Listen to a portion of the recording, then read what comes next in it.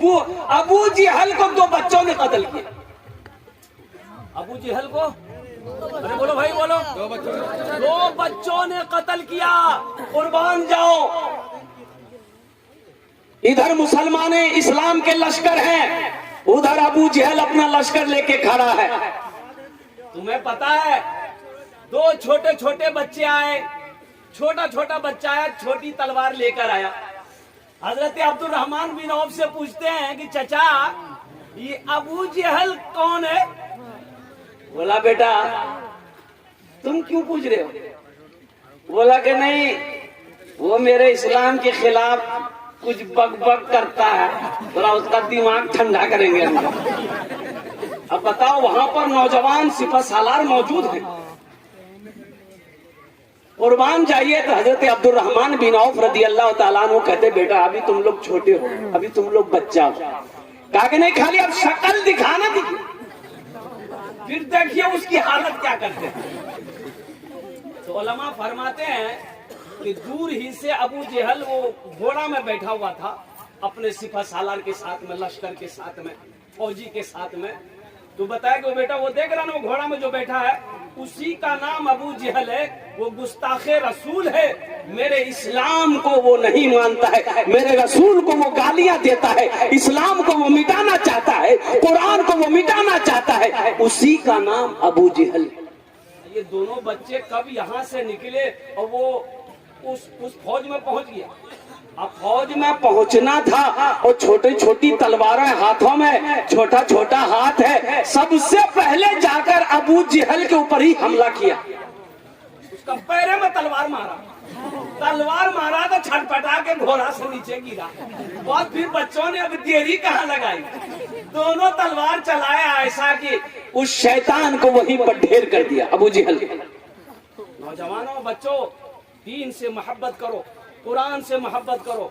आज तो आलम यह है हमारा बच्चा कुरान को पढ़ना भूल गया, कुरान की तिलावत करना छोड़ दिया। और कुर्बान जाओ तुम कहाँ चले गए? यही तो मैं कहना चाहता हूँ, कहाँ गए वो मुसलमान अगले जमाने वाले, कैसर और किसरा की गर्दनें झुकाने वाले, खुद न खाते थे औरों को खिला देते थे, ऐसे थे मोहम्मद के घराने वाले।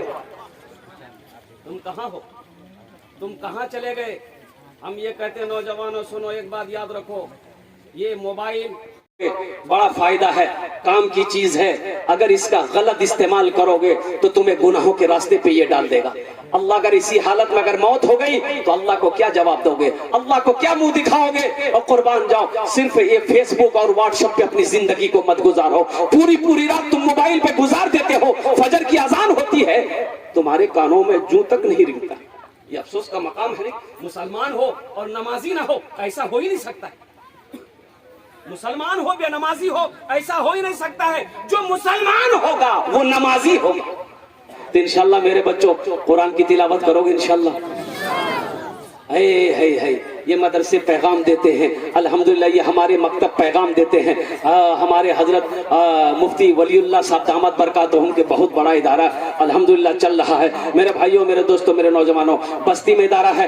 10 मिनट के लिए कुरान शरीफ नहीं पढ़े हो अल्हम्दुलिल्लाह कोशिश करो 10 से 15-20 मिनट रोजाना टाइम निकालो, मदरसे में टाइम दो, मदरसे में बैठो। मदरसा नहीं है, मकतब नहीं है बस्ती के अंदर में तो मकतब को चालू करो, मदरसे कायम करो। हर बस्ती में कम से कम एक मकतब, एक मदरसा होना चाहिए हर बस्ती के अंदर।